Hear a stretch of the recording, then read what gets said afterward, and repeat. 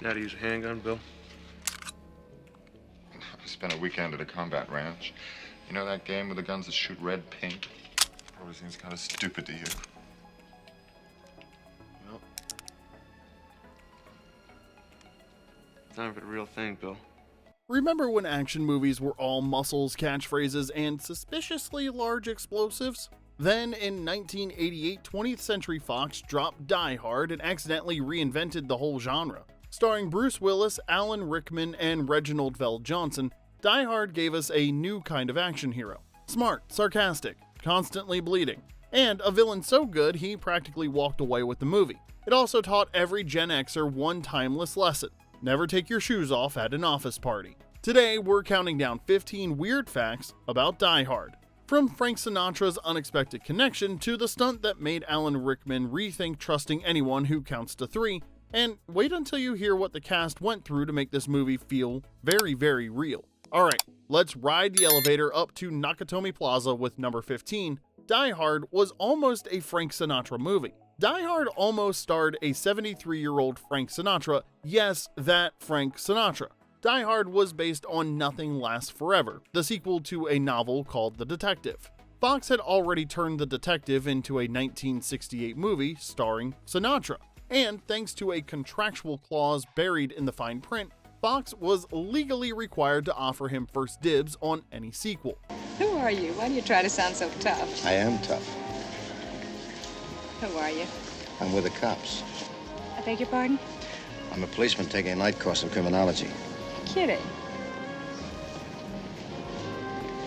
So, in 1987, they sent old Blue Eyes the script. He passed. Smart move. The world wasn't quite ready for Sinatra limping barefoot through Nakatomi Plaza, crooning "Come Fly With Me" at Hans Gruber while nursing a bad hip. Instead, we got Bruce Willis, a TV actor best known for the romantic dramedy Moonlighting, who turned John McClane into the blueprint for every wisecracking, bloodied, wrong place, wrong time action hero that followed. Sinatra went on to retire a legend, and Fox learned a valuable lesson. Always check your contracts before greenlighting a skyscraper shootout. Number 14, Bruce Willis was practically the last pick.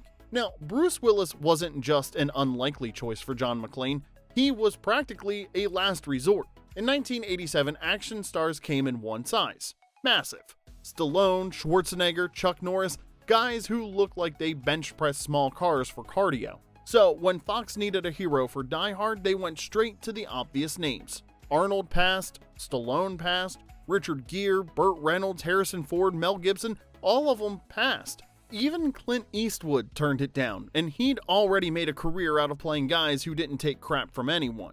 Then someone floated that wisecracking TV guy from Moonlighting, Bruce Willis. We're ahead. You're kidding. The two of us? Together? Like Ray Milland and Rosie Greer in that awful movie? $2,035.76 in the black. Gosh, sis, does that mean we can save the farm and get Mom the heart operation she needs? The studio balked. He was a romantic comedy actor. He didn't have the muscles, the intimidation factor, or the resume, but they were running out of options, so they took a gamble. Casting Willis changed everything. Suddenly, the script shifted from invincible tough guy to sarcastic everyman who bleeds, panics, and cracks jokes to cope with the nightmare he stumbled into. And that's how a TV actor nobody wanted became the blueprint for every reluctant, whip-slinging action hero that followed.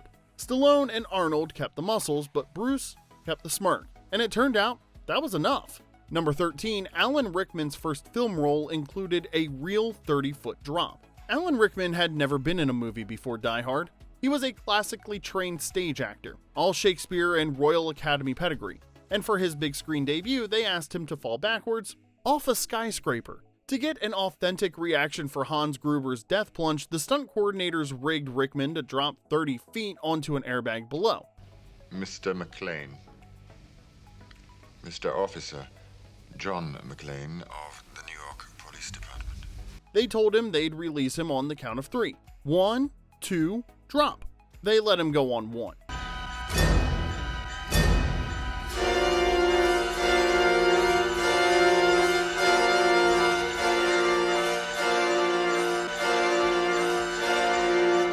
Well, I hope that's not a hostage.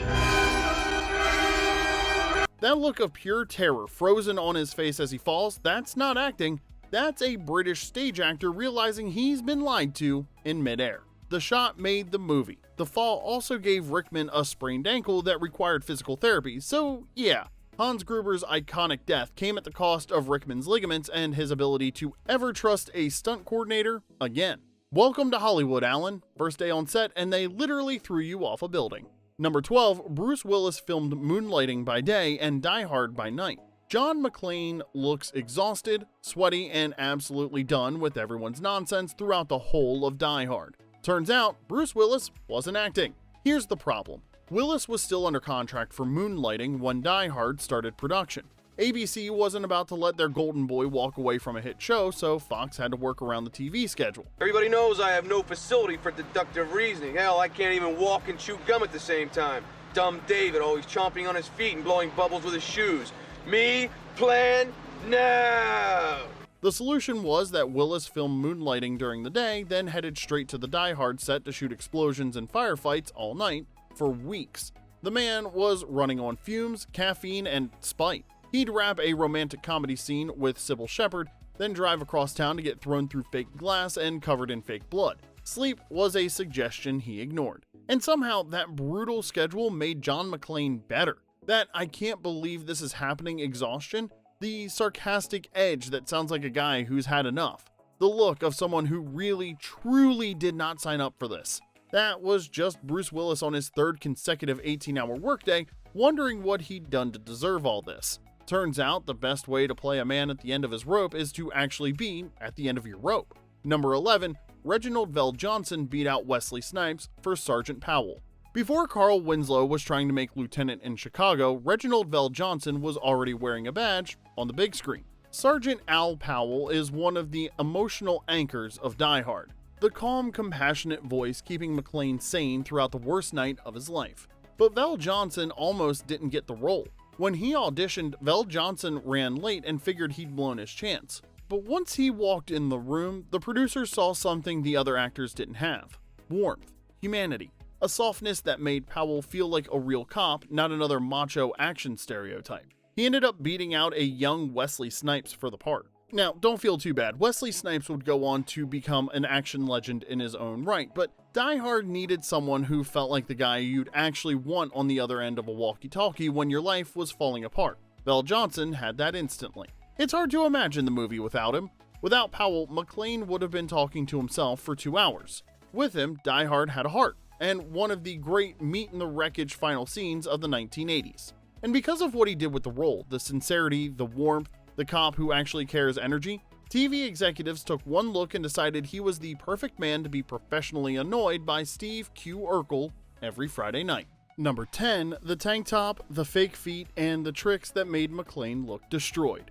John McClane spends most of Die Hard looking like he's been chewed up and spit out by Nakatomi Plaza, but a lot of that "my night is falling apart" look came from clever on-set tricks, not real injuries. The barefoot scenes? Well, Bruce Willis wasn't actually grinding his feet through mountains of broken glass. The effects team built custom rubber fake feet he could slip on like sandals. If you look closely in certain shots, you can spot them.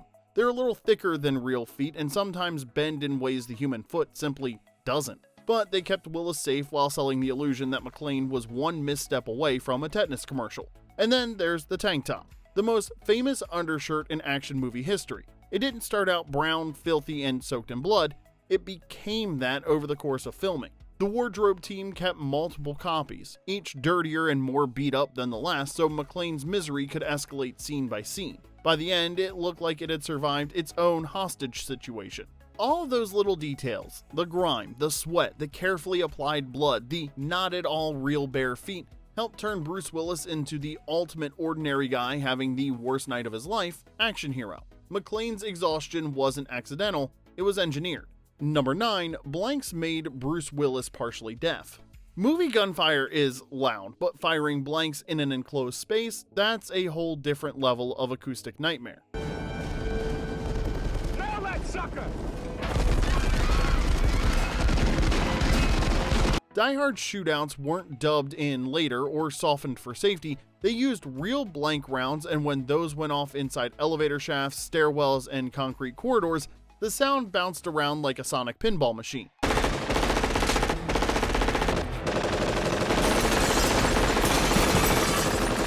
Willis took the worst of it during the elevator shaft scene. He fired his gun repeatedly in a tight, echo-heavy space with minimal hearing protection. The result was permanent hearing loss in his left ear. Not temporary ringing, not it'll heal in a few days, it was a permanent 2/3 hearing loss that he's dealt with ever since. The production didn't set out to deafen their leading man, it was just one of those things that happens when you prioritize authenticity over safety protocols. And in 1988, on-set safety wasn't exactly what it is now. So yeah, that gritty realism everyone praises Die Hard for, well, Willis paid for it in decibels. John McClane survived Nakatomi Plaza, but Bruce Willis's left ear didn't make it out in one piece. Number 8, Bruce Willis's salary shocked Hollywood and made everyone furious. Bruce Willis didn't just break into action movies with Die Hard, he broke the entire Hollywood salary structure while he was at it. When Fox hired him, they paid the Moonlighting star $5 million. In 1987, that was the kind of money you gave Jack Nicholson or Robert Redford,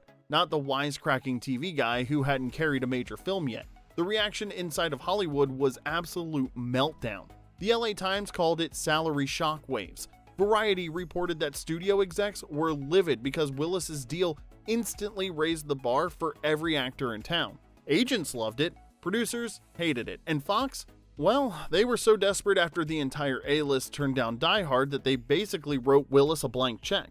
It was a gamble and it paid off. Willis didn't just earn the paycheck, he redefined what an action hero could be, but in the process, he also helped kick off the late 80s salary arms race. So yeah, John McClane didn't just blow up a skyscraper, he blew up the industry pay scale too. Now, before we jump into the second half of the list, do us a favor, hit like and subscribe so we can keep bringing you these weekly nostalgia deep dives. And tell us in the comments, if you were stuck in Nakatomi Plaza, what everyday item would you try to turn into a weapon? Your answers are always the best part of these videos. Now let's get back into it with number 7. Yippee-Ki-Yay wasn't totally improvised, but Bruce Willis made it iconic. For decades, fans have repeated the same story. Bruce Willis improvised Yippee-Ki-Yay on the spot and everyone loved it so much, they kept it in. I was always kind of partial to Roy Rogers, actually. I really like those sequin shirts. Do you really think you have a chance against us, Mr. Cowboy? Yippee-ki-yay, motherfucker. Great story, but not actually true. According to screenwriter Stephen E. D'Souza, the line was already in the script. He and Willis bonded over growing up with old cowboy shows, especially the Roy Rogers show. So D'Souza built McClane's comeback around a classic Roy Rogers phrase, yippee-ki-yay, and then, let's just say, upgraded it for an R rating. So while the line wasn't made up in the moment, Willis's delivery absolutely was. No film school points out that the smirk, the timing, and the tone, that loose, sarcastic Bruce Willis swagger is what gave the line life. The reason it feels improvised is because Willis performed it like he was tossing off the ultimate smart aleck one-liner. And then came television. When the movie hit network TV, the profanity had to go. The result was one of the most infamous TV overdubs in action movie history. Yippee-ki-yay, Mr. Falcon. Yippee-ki-yay, Mr. Falcon.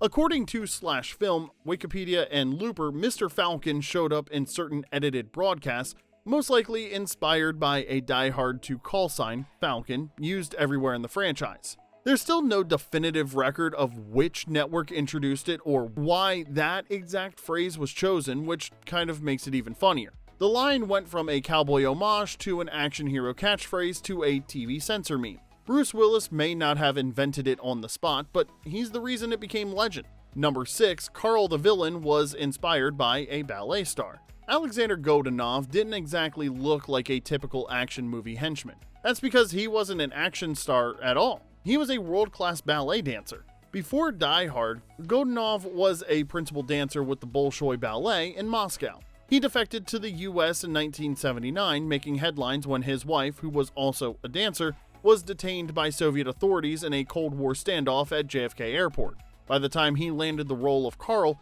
he'd transitioned to acting, but the ballet never left his body. Watch how he moves in the film with smooth, poised, and controlled motions. That stalking, panther-like physicality isn't stunt choreography, it's a lifetime of ballet training leaking into an action movie. It made Carl feel different from every other 80s henchman. He was more elegant, more unnerving, more like a killer who could choke you out and then hit a perfect pirouette over your corpse. Godunov may not have had many lines, but he also didn't need them. His performance was all in the movement. Number 5, the movie became a Christmas classic because of the composer. Die Hard wasn't written as a Christmas movie. It just happened to take place during a holiday office party at Nakatomi Plaza. The script didn't lean into the season. There were no heartwarming moments, no Yuletide sentimentality, just terrorists and explosions that coincidentally occurred on December 24th. Then composer Michael Kamen got involved. Kamen looked at the setting and made a choice. If this movie takes place at Christmas, the score should feel like Christmas. It was December 24th on Holland 7th the dark, when I seen a man chilling with his dog at the park. He wove holiday music throughout. Winter Wonderland, Jingle Bells, Let It Snow, not as background noise, but as ironic counterpoint to the chaos. And then there's Ode to Joy.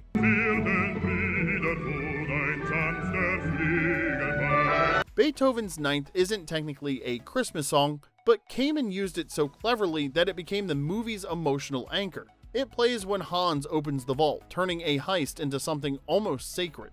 It shows up again at the end, bookending the whole ordeal with this weirdly triumphant, optimistic tone. Look at his dog, oh my God, a ill reindeer. My man, I was dealing with a man and a beer. The result is that Kamen accidentally turned a summer action movie into the most debated Christmas film of all time. Every December, someone asks, is Die Hard a Christmas movie? And every December, the internet goes to war over it. All because a composer decided to add some sleigh bells to the shootouts. By the way, our stance here at Remember When is that it is a Christmas movie. Number 4, the limo driver was almost cut completely. Argyle, the limo driver, was supposed to be a glorified extra. He drives McClane to Nakatomi Plaza, drops a few lines about Christmas in LA, and vanishes into the script's footnotes. One scene, maybe 2 minutes of screen time, done. Then, test audiences saw Devereaux White's performance and absolutely lost it. Here was the charismatic limo driver cruising around in a stretch, rocking his car phone, blasting Run DMC's Christmas in Hollis on cassette, and living his best life while a terrorist takeover raged 30 floors above him. You got any Christmas music? He wasn't a stereotype, he wasn't the butt of the joke, he was just cool. Effortlessly, obviously cool. The producers noticed. They expanded Argyle's role, kept him trapped in the parking garage, and gave him a genuine hero moment where he knocks out Theo by ramming him with the limo.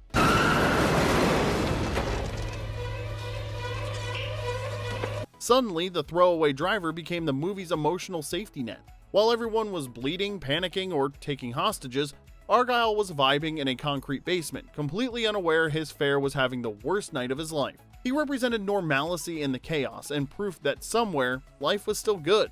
And Devereaux White? He nailed it so hard that Argyle became a cult favorite. White popped up in shows like Head of the Class and kept working through the early 90s before easing out of the spotlight. But for Gen X, he'll always be the guy who made a parking garage feel like the safest place in Los Angeles. That final shot of Argyle driving McClane and Holly away from the wreckage, grinning like he just had the wildest Saturday night ever, is pure wish fulfillment. He got paid, made a friend, and accidentally became a hero without ever leaving the basement. Die Hard would still be great without Argyle, but it wouldn't have had the same heart. Sometimes the best characters are the ones nobody saw coming, especially when they show up with a car phone and a cassette deck full of old school hip hop.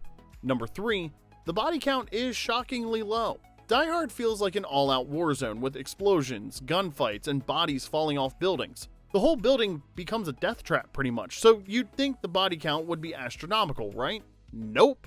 Only 23 people die in the entire film. For context, that's fewer deaths than Rambo racked up on an average Tuesday. If you look at Commando, Arnold killed 74 people. Even comparing it to RoboCop, there are 32 deaths in the first act alone. Even Lethal Weapon had more carnage, and that was supposed to be a buddy cop movie.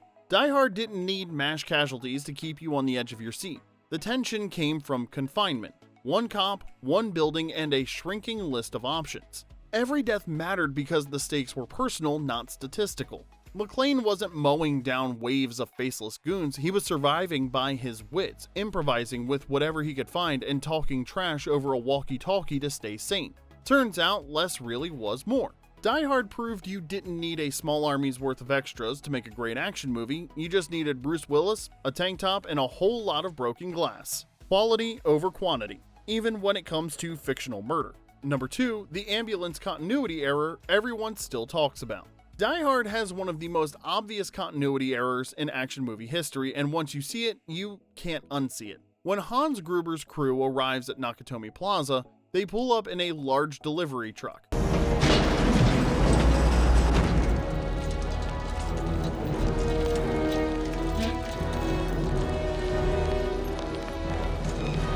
The cargo area is completely empty. You can see straight through to the back doors.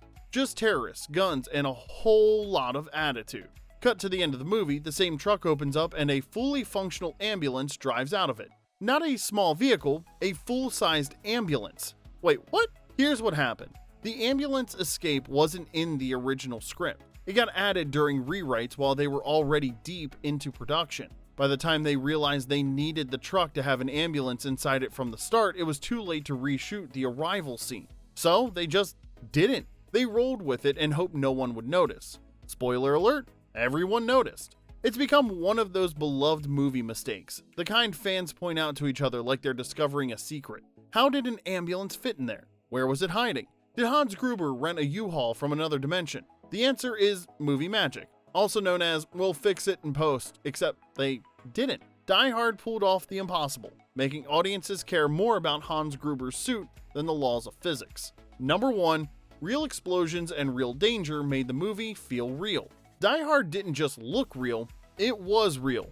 Dangerously, we probably shouldn't have done that real. They shot in an actual construction site with exposed rebar and live wiring. They fired blanks in enclosed spaces that damaged their star's hearing. They dropped a first-time film actor off a building without warning. They shattered so much sugar glass that Bruce Willis's feet turned into something the human body definitely wasn't designed for. They set off explosions so loud that nearby residents called 911 thinking Century City was under attack. Most action movies fake the danger and add it in post. Die Hard just put everyone in harm's way and kept the cameras rolling. And it shows because every reaction, stumble, and exhausted grimace, it's all grounded in actual discomfort. McClane doesn't look like a superhero because Bruce Willis wasn't playing one. He was just a guy in a tank top running on no sleep, bleeding through bandages, and genuinely wondering how much more punishment his body could take. That authenticity changed everything.